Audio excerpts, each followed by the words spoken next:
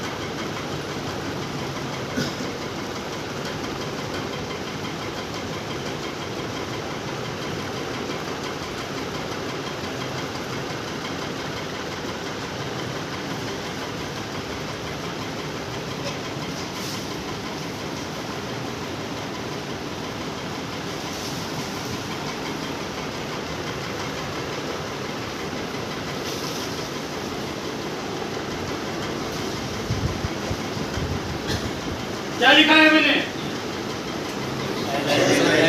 8 signs of depression. ही 8 लक्षणं आहेत जी हे सिद्ध करतात की तुम्ही उदासीन आहात। पहिलं काय? Suicidal tendency, anxiety, hopelessness, mood swing, wait change in body, uncontrollable emotions, feel low and insomnia. क्या लिखा है बोर्ड पे मैंने? सिम्टम्स, लक्षण, साइंस। सुसाइडल टेंडेन्सी, स्वतःला काहीतरी करून घेणे, आत्महत्या करण्याचे विचार किंवा स्वतःला काहीतरी मारून वगैरे स्वतःला त्रास करून घेणे। सुसाइडल टेंडेंसी, ऐसा कितने जनाना, ऐसा कितने लोगों को लगा उनके एडिक्शन बढ़ने से पहले ऐसा फील हो रहा था कि आपको कि अब जिंदगी खत्म हो गई, खुद को खत्म कर लेना चाहिए, जिंदगी खत्म करनी चाहिए, वाटलेलं? आत्महत्येचा विचार आलेला? हा? पॉइझन घेतलेलं का? आरोप नाही घेतलं, पण ते असं वाटलं की सर्व सरला आता काय खरं नाही, काय खरं नाही। म्हणजे लक्षण होतं पण व्यसनाधीनतेमुळे ते उफाळून बाहेर आलं। झाले का कोणाला? सुसाइडल टेंडेंसी, आत्महत्या, जीवन संपत, जिंदगी खत्म करने का किसको विचार आया था क्या? यस।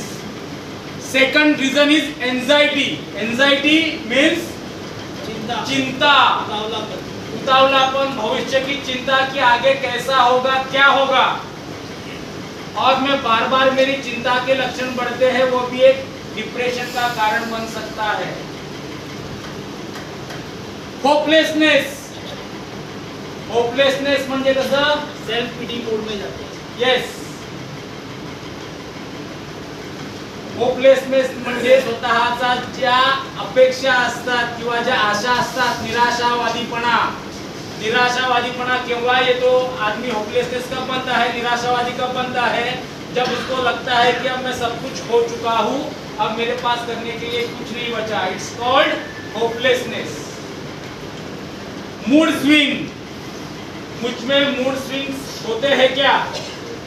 पल में तोला पल में मासा। कौन सी भी एक चीज के ऊपर मैं स्टेबल रहता नहीं, डिसीजन के ऊपर मैं स्टेबल रहता नहीं। पल में तोला पल में मासा, समझ में आया क्या आपके? It's called mood swings.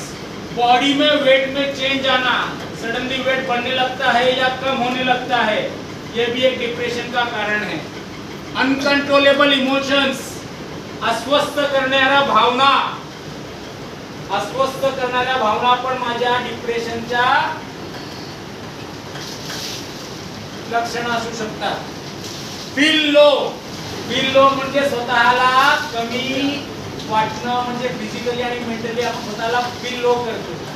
आणि सर्वात महत्त्वाचं म्हणजे इन्सोमनिया म्हणजे निद्रानाश. नैसर्गिक झोप न येणं,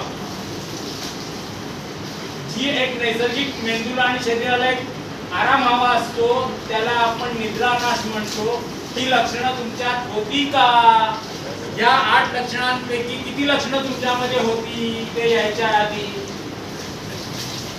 तो इंसान मतलब अभी नहीं हुआ, पहले हुआ है इंसोम्निया। लेकिन यहाँ आने के बाद, एडिक्शन छूटने के बाद, ये आपको लग रहा था क्या डिप्रेशन, जो मैं रीजन बताता हूँ कि मैं नशा क्यों करता हूँ, मुझे डिप्रेशन है, ये लक्षण थे क्या आपने कभी फील किया क्या आपने? खाली 3-4 लोगों के हाथ ऊपर है, मैं साहब डिप्रेशन में नहीं हो, उदास नहीं होते घर वालों के याद आने के बाद, घर वालों की चिंता नहीं करते,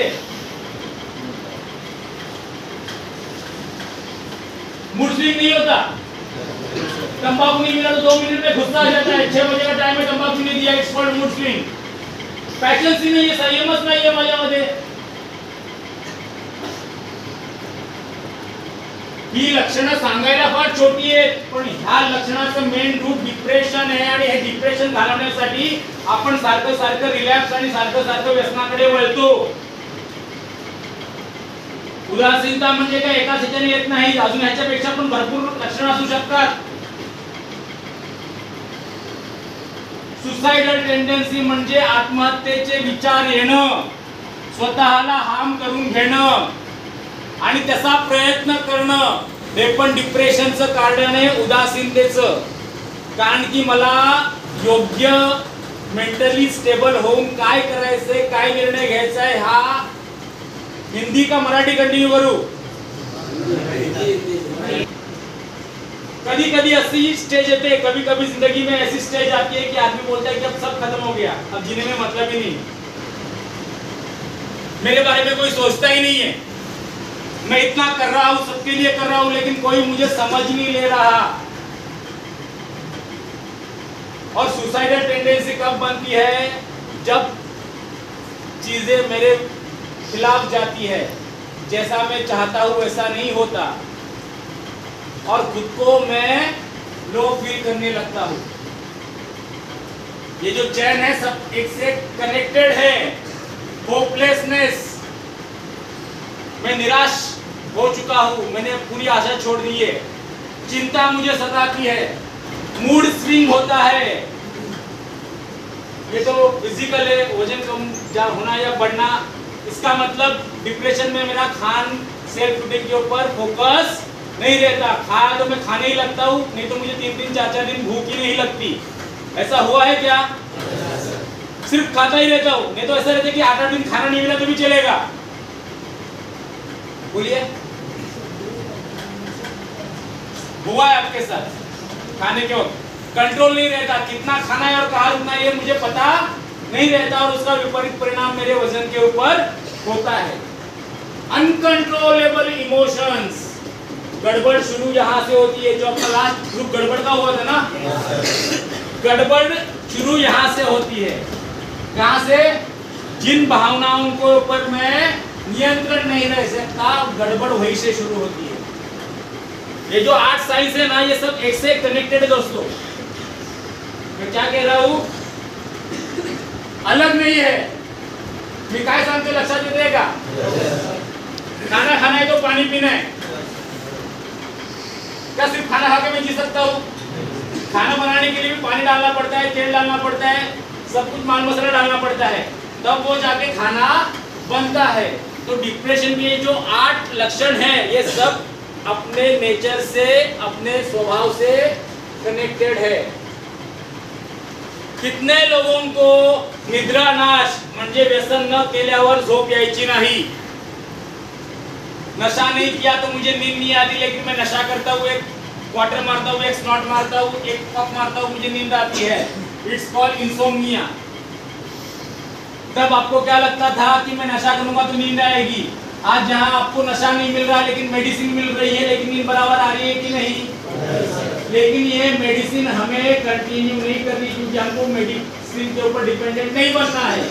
क्योंकि जो मेरे ब्रेन में केमिकल का इम्बैलेंस हो गया है, वो बैलेंस लेवल करने के लिए मुझे यहाँ मेडिसिन चालू है। बटन वाले कितने लोग हैं? बटन वाले 4 है क्या? 1 2 3 4 5 6 7। बटन वाले समझ गए क्या रहेंगे? क्या कलाकारी करते? कुठली नाईट आउट गेली कुठली घेतो? बटन पसंद करते? हाँ, आज जोर से बोलना। नाइट्रोटिन और ऊपर से थम्स अप, बराबर ना? Red bull. 4 क्वार्टर की ताकत, एक ही ताकत है एक ही झटके में। प्रयोग नका करू हे,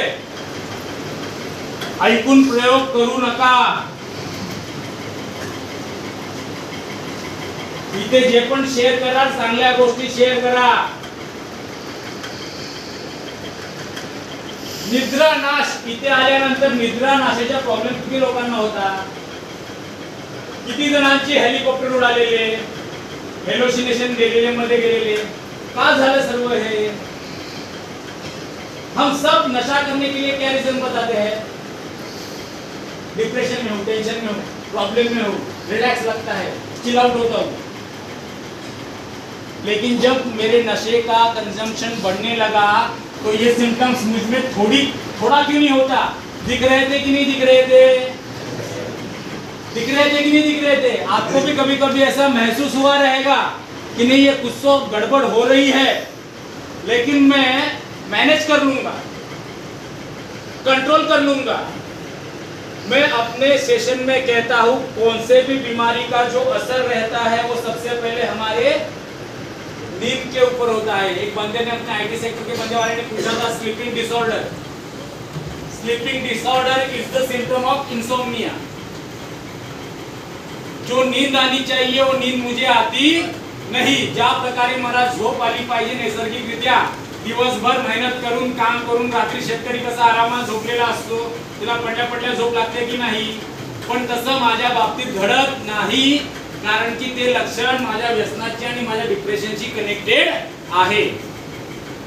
मैं क्या कह रहा हूँ समझ में आ रहा है दोस्तों? ये कहाँ कनेक्टेड हो रहा है क्या ग्रुप? जो पा रहा हूँ मैं बोल रहा हूँ वो मतलब नहीं है। कुछ तो आपके लाइफ से यहाँ आने से पहले और यहाँ आने के 8-15 दिन में ये सिम्टम्स आप में थे या नहीं?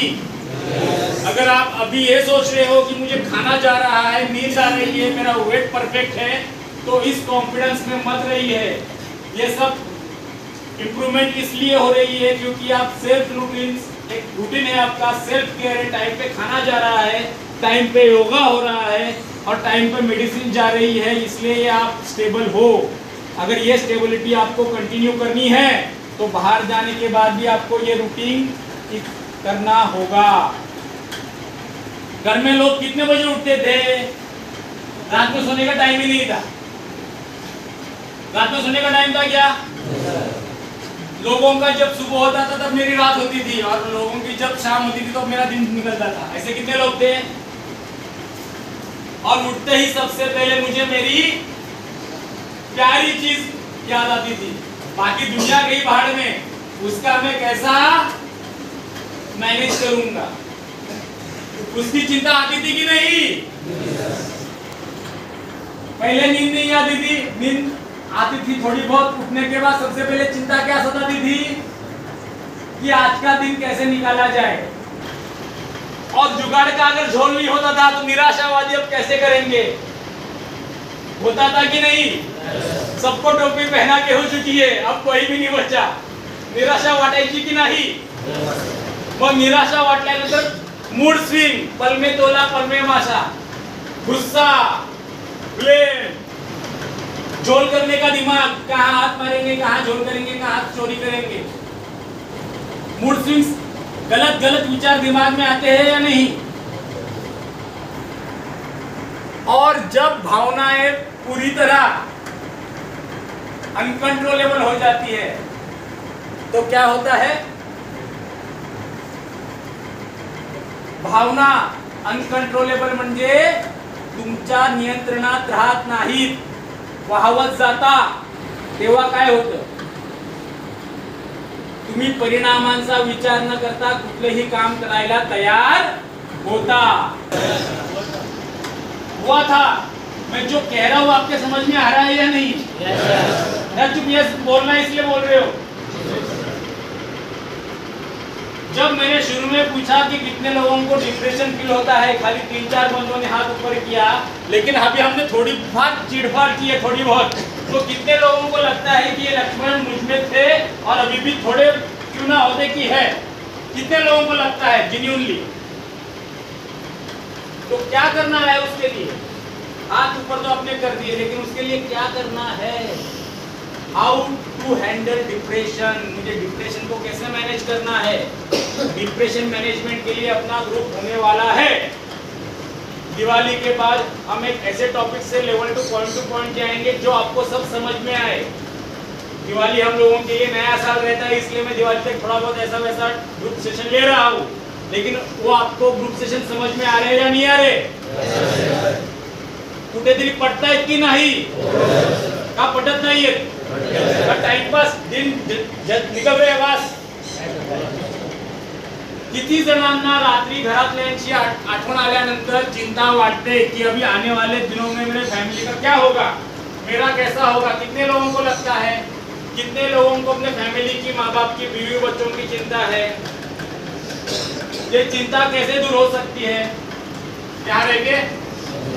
नशा करके, यहाँ रह के नशा करके बाहर जाके चिंता दूर हो सकती है क्या? प्रॉब्लम मिल सकता है क्या? नहीं।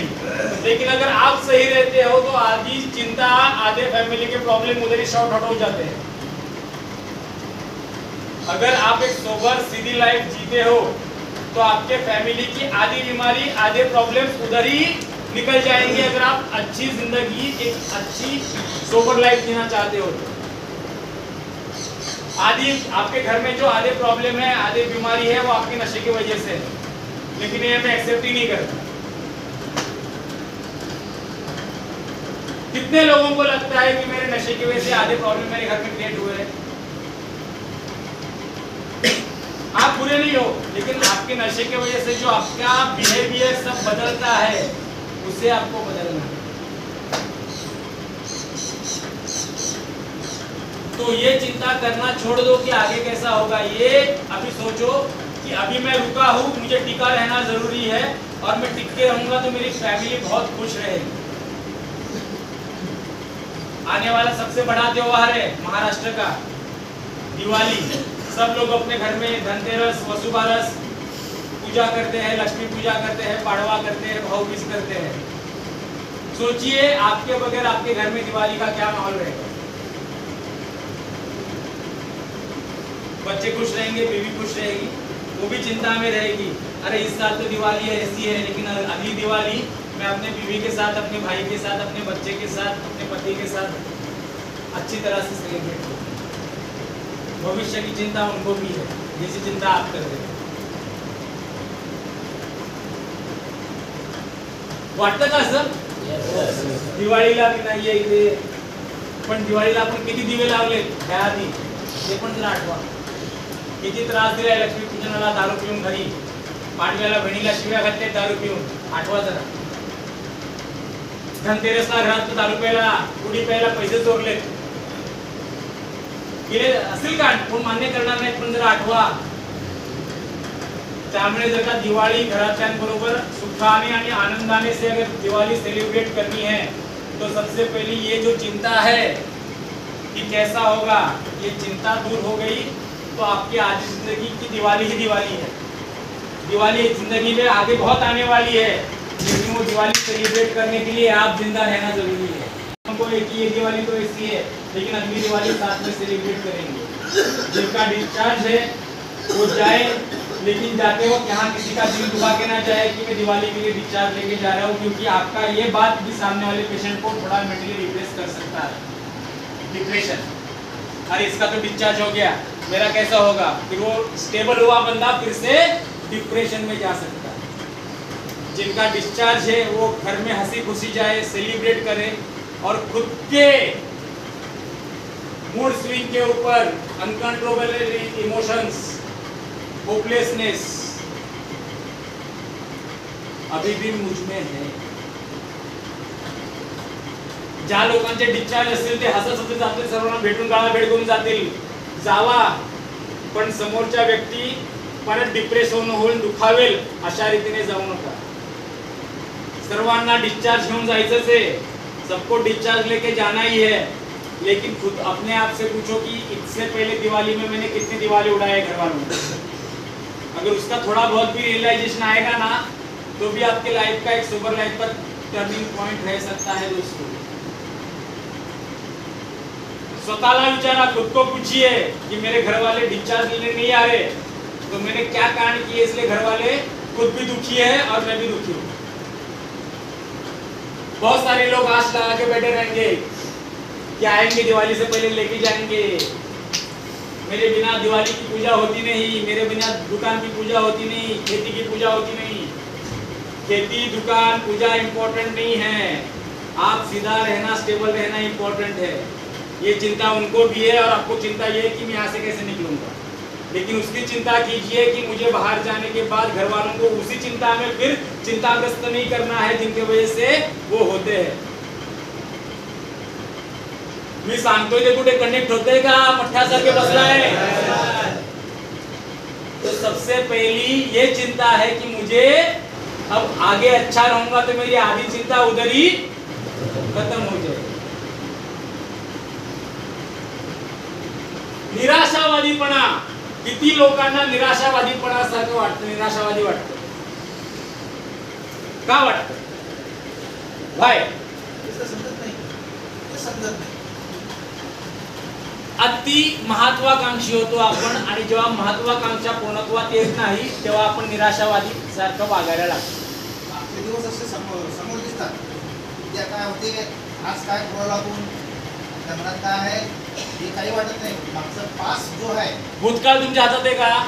ते जाऊन नाही राहिलं की आपण गलती कुठे गेली, आपण चांगलं का नाही वागलो, आपण खराब वागलो म्हणून असं झालं, का तर्फेनं झालं, का दुसऱ्याच्या हाताने झालं, मागचं समजून नाही राहिलं.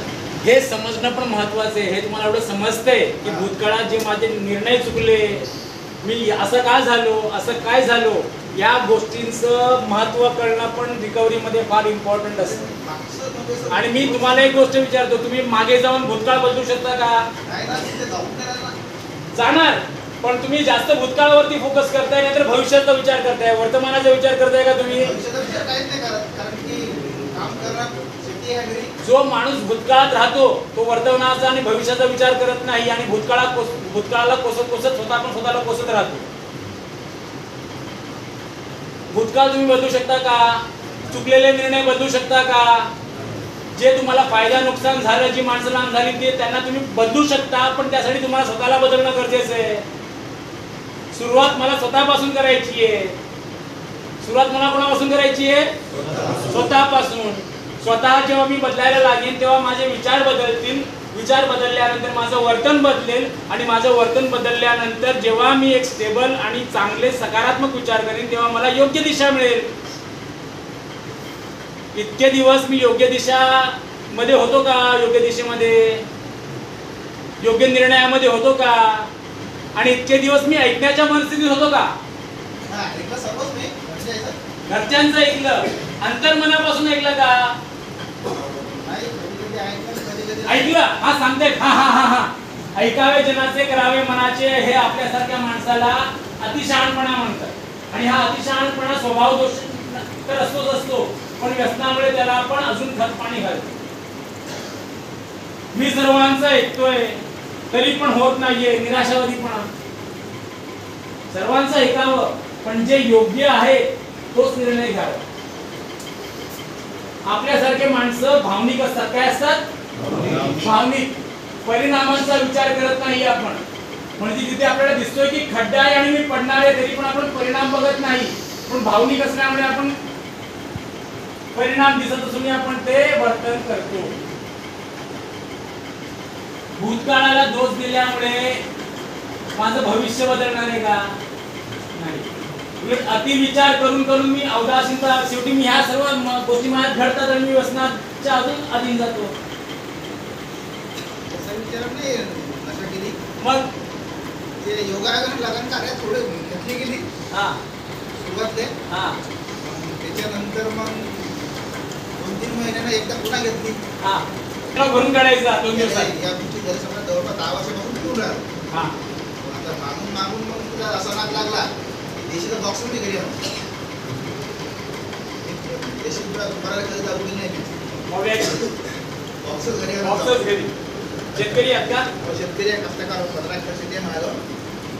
बॉक्सच घरी आणून कोणा जायचं काम नाही काय नाही. आपल्या घरी आपलं रोगात प्यायचं बस. पण त्याने परिस्थिती बदलली की बिघडली? चिंता कमी झाल्या की वाढल्या? चिंता वाटल्या, परिस्थिती बिघडली.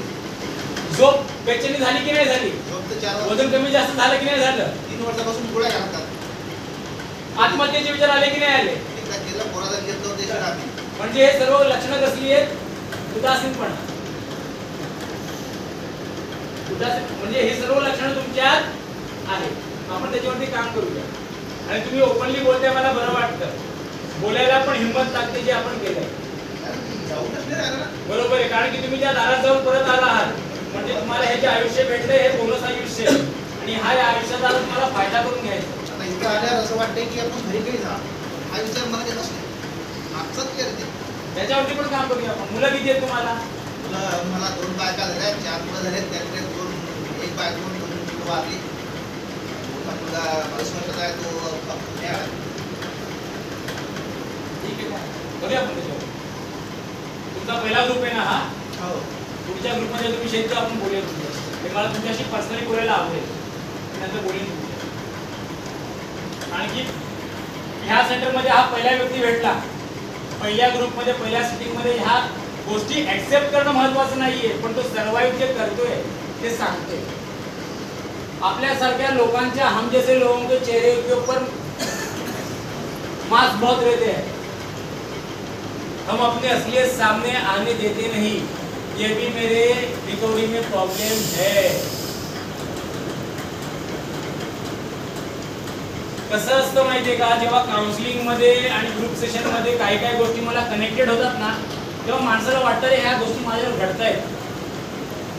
जे एक्सेप्ट करतात त्यांना कुठेतरी रियलायझेशन येतं, पर जो लोग एक्सेप्ट नहीं करते वो कभी भी कहीं और कहाँ तो डिनाई स्टेज में रहते हैं. एक लेवल पे सोचने पे मजबूर करती है. किती जण स्वतःचं आत्मपरीक्षण करतात रे बाबा, की मी घरी असताना कसा राहत होतो, इथे आल्यावर माझ्यामध्ये काय बदल आले आणि आता बाहेर गेल्यानंतर मला अजून काय काय बदल करायचे. कितने लोग ऐसा सोचते हैं, लेकिन उसके लिए वर्कआउट क्या करते हैं. कितने लोग ईमानदारी से किसी को बिना बताए डायरी राइटिंग करते हैं या डायरी नहीं देते रहेंगे. क्यों? क्योंकि सब एक दूसरे के पता लेते हैं, फोन नंबर लेते हैं, घर का पता लेते हैं, इसलिए आप फोन और डायरी अलाउड नहीं रहेंगे.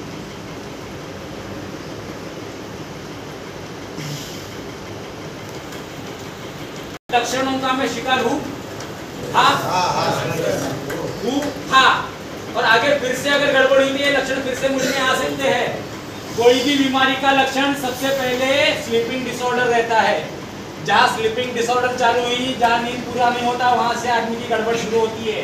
चिड़चिड़ापन, गुस्सा, एंजाइटी, कोई भी बीमारी आने से पहले उसका असर आदमी के नींद के ऊपर होता है. कोई भी बीमारी. बोलिए सर. नशा करूनही तरी झोप येत नव्हती. येस, होतंय. हे केव्हा होतं माहितीये का, जेव्हा माझ्या ब्रेन मध्ये केमिकल रिलीज होतात, जी एक मेंदूची क्षमता असते, ती क्षमता जेव्हा लो होते, म्हणजे नर्व सिस्टम बोलतो ना आपण त्याला, की डोळे पेंगल्यासारखे वाटतात पण झोप येत नाही. नशा करतोय करतोय करतोय पण झोप लागत नाही. म्हणजे माणसाला वाटतं की हा सुस्तीमध्ये आहे, सुस्तीमध्ये आहे, पण डोळे बंद होऊन पूर्णतः झोप येत नाही. म्हणजे हे आता माझे कुठेतरी सायकोलॉजिकल सिम्पटम्स आहेत. म्हणजे लिमिट प्रमाणाच्या बाहेर गेलेलं आहे. आता झोप कशी आहे तुमची?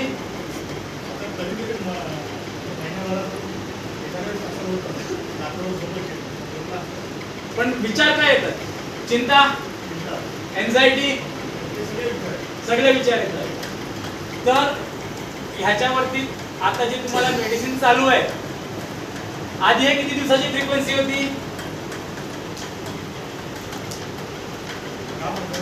आता एका दिवसाच्या फ्रिक्वेन्सी वरती आलाय, 1 किंवा 2 दिवस. म्हणजे कुठेतरी जो घोटाळा होता तो कुठेतरी आता हळूहळू स्टेबल होतोय. पण स्टेबल झाला म्हणून ह्या मानसिकतेत राहू नका. स्टेबल हुआ इसलिए ऐसा मत रहिए कि ये नहीं, आगे 6 महीने साल भर तक आपको ये मेडिसिन लेनी पड़ सकती है जब तक आप एक स्टेबल लेवल में आते नहीं. मैं कभी भी अपने ग्रुप सेशन में कहता हूँ कि इंसान जब सोबर रहना शुरू करता है तो उसका जो ब्रेन रहता है, दिमाग, मेंदू, तो एक नॉर्मल व्यक्तीच्या मेंदूच्या लेवलला यायला 2 वर्ष लागतात. किती? म्हणजे त्या व्यक्तीने कुठल्याही प्रकारचं व्यसन म्हणजे तंबाखू सुद्धा खाल्लं नाही पाहिजे. जो एक नॉर्मल माणूस आहे ज्याने आतापर्यंत कुठल्याही प्रकारचं व्यसन नाही केलं, त्या माणसाच्या मेंदूच्या लेवलला तो मेंदू यायला 2 वर्ष लागतात. पण त्यामध्ये त्या माणसाचे सायकोलॉजिकल प्रॉब्लेम असू नयेत. जर का सायकोलॉजिकल प्रॉब्लेम असतील तर त्याच्यापेक्षा पण जास्त कालावधी लागू शकतो. आणि हम जैसे लोगों को क्या लगता है, अब वजन बढ़ रहा है, नींद आ रही है, स्टेबिलिटी आ रही है, मूड स्विंग नहीं हो रहा है, अब मुझे मेडिसिन की जरूरत नहीं, ये मेरा ओवर कॉन्फिडेंस भी मेरी गड़बड़ कर सकता है. अति आत्मविश्वास पण मला घोटाळ्यात टाकू शकतो. आणि व्यसन हा धूर्त, कावेबाज आणि घोटाळ्यात टाकणारा आजार आहे. मी आज सोबर आहे म्हणून ओव्हर कॉन्फिडन्स, माझा मूड कुठे स्विंग होईल मला माहित नाही. आणि जेव्हा भावना स्वतःच्या नियंत्रणात राहत नाही तेव्हा आपण भावनेच्या आहारी पण जाऊन टोकाचं पाऊल उचलू शकतो. त्यामध्ये सुसाइडल टेंडेंसी पण येते. ऐसा कभी कभी होता है क्या कि पीऊंगा नहीं, लेकिन एक स्टेज ऐसे आती है कि सब कंट्रोल के बाहर निकल जाता है, इमोशंस वगैरह, और जाके आदमी सीधा बोतल उठाता है. It is a sign of depression, क्योंकि मैं अभी पूरी तरह से स्टेबल नहीं हुआ हूँ. 1 महीना क्यों नहीं होता, 2 महीना क्यों नहीं होता, 3 महीना क्यों नहीं होता, साल क्यों नहीं होता, मैं एकदम फुल कंट्रोल में रहता हूँ. लेकिन जब मैं अनकंट्रोलेबल इमोशंस से सर्वाइव करता हूँ तो मेरा ये कंट्रोल नहीं रहता और मैं जाके गड़बड़ कर देता हूँ. झाले का सर? हुआ है क्या ऐसा? लेकिन ये साइन एक दिन में, ये चमत्कार नहीं होता. ये चमत्कार कई दिनों से चालू रहता है. कभी भी मैं कहता हूँ हेड, हार्ट, हैंड, लेकिन ये एक ही दिन में झटका नहीं आता. लक्षण थोड़ी थोड़ी anxiety, hopelessness, mood swing, feel low, insomnia, uncontrollable emotions. काही रिलॅक्स हुए पेशंट को पूछते क्या हुआ, सर घरी गेल्यानंतर इथे जशी झोप यायची तशी झोप येत नव्हती म्हणून घरी गेलो, थोडी घेतली, बरं वाटलं. दुसऱ्या दिवशी टांगापलटी, घोडे फराट, परत आलो. काय टांगापलटी, घोडे फराट. असं का होतं? कारण कि मी माझ्या ट्रीटमेंट वरती, मैं अपने ट्रीटमेंट के ऊपर पूरी तरह से फोकस करके डेडिकेशन से वर्कआउट नहीं कर रहा. मैं अभी भी इस उम्मीद में हूँ कि मैं लिमिट में थोड़ा ले सकता हूँ. और जब मुझे ये बात एक साइकियाट्रिस्ट कहते हैं, डॉक्टर कहते हैं, काउंसलर कहते हैं कि भाई अब शराब तू नहीं पी सकता, नशा तू नहीं कर सकता, निराशा, ऐसा मेरे साथ ही क्यों हुआ? मेरे सब दोस्त एंजॉय कर सकते हैं, मजा कर सकते हैं, लेकिन मैं क्यों नहीं कर सकता? फील लो, फिर अनकंट्रोलेबल इमोशंस, फिर जब मुझे नशा नहीं मिलता तो कितने लोगों ने ये ट्राई किया रहेगा, खुद को हार्म करने का, ब्लेड मार के लिया, गाड़ी एकदम तेजी से चलाई, सामने से आ रहा है, ठुकने वाले पता है, फिर भी बाल बच गए, और पूछा तो क्या हुआ? नहीं यार, वाटत जिंदगी जीने में मतलब नहीं, खुद को खत्म करना मागते. ऐसा वाटलंय का किती जणांना? म्हणजे ही सर्व माझ्या डिप्रेशनची लक्षणं आहेत. आणि ह्या डिप्रेशनच्या लक्षणांना माझं व्यसन अजून मुळाला खतपाणी घालतं. माझा आवाज सेव पण देतोय ना? The art of knowing. काय बोलतोय मी? The art of knowing is knowing what to ignore. Abhishek काय अर्थ याचा? जर जोरात सांग ना. अरे सांग ना रे मित्रा, अरे सांग तर, अरे मराठीत सांग ना, सर्वांना ऐकायचंय. असं कसं होईल? The art of knowing is knowing what to ignore. Marathi अर्थ माहित नाही याचा? का सांगायचं नाहीये? हा, ट्रान्सलेशन करू शकत नाही? काय अर्थ? सर्व समजण्याची कला म्हणजे ही एक कला असते की मला कुठल्या गोष्टीला दुर्लक्षित करायचंय. काय बोललो? हिंदी में मतलब मेरे भाई क्या बोलते हैं?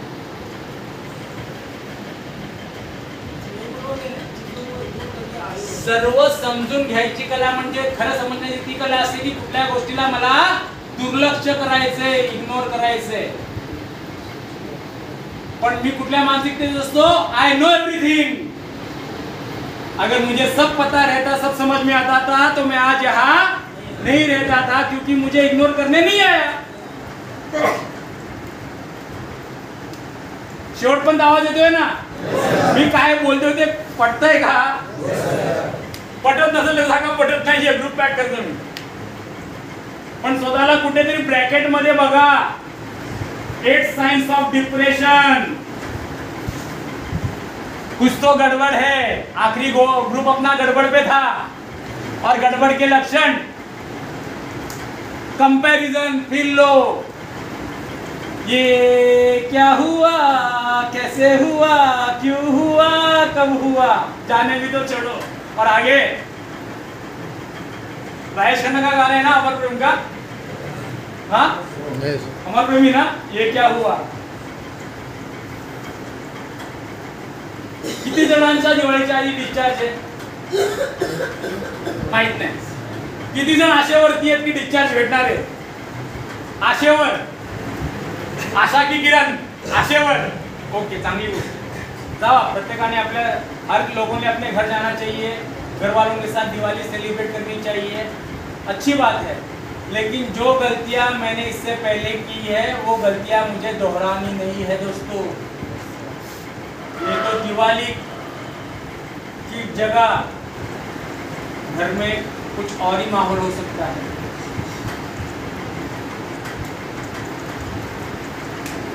आप आओगे इसलिए घर वाले बहुत खुशी में रहेंगे कि मेरा बेटा, मेरा पति, मेरा भाई, मेरा देवर आने वाला है. दिवाली हम सब साथ में सेलिब्रेट करेंगे. कहाँ तो आउटिंग के लिए जाएंगे, कहाँ तो बाहर घूमने के लिए जाएंगे. लेकिन वहाँ जाने के बाद फिर से कहाँ तो मेरे दिमाग में mood swing, feelings, feel low, गड़बड़ हो सकती है. और ये डिप्रेशन के कारण है. तो यहाँ डिप्रेशन जाने से पहले जिनको अपने काउंसलर से मिलना है, सर से मिलना है, वो मेडिसिन टाइम टू टाइम लेनी है, क्योंकि मूड स्विंग्स नहीं होना चाहिए, नींद आनी चाहिए. ये जो सब साइंस है इसके ऊपर मुझे कंट्रोल रखने के लिए कुछ दिन तक मुझे गोलियां लेनी जरूरी है और फॉलोअप देना जरूरी है. कुछ लोग क्या कहते हैं, यार रिलैक्स सब ओके, घर में जाने के बाद मेडिसिन की जरूरत नहीं, कुछ नहीं है. ये आपके लिए फिर से डिप्रेशन का कारण हो सकता है. और ये सब होने के बाद गड़बड़ होती है, और गड़बड़ का लास्ट अपना सब हो गया है. अपराधीपना, गिल्ट, एंगर, गुस्सा, डिप्रेशन. डी फॉर गड़बड़ का डी इधर मिल गया कि नहीं? डिप्रेशन, फिर ब्लेमिंग, फिर एंजाइटी, और फिर डिस्गस्ट. अपने ग्रुप कनेक्ट हो रहे हैं की नाही सब्जेक्ट टू सब्जेक्ट? जे नवीन असेल त्यांना लक्षात येणार नाही, पण जे जुने मेंबर आहेत त्यांच्या हे लक्षात येत असेल. तर जर का ही लक्षणं असतील तर तुम्हाला स्वतःवरती प्रॉपर मेडिसिन, मेडिटेशन आणि गोळ्यांची गरज आहे. Any doubt? बाय.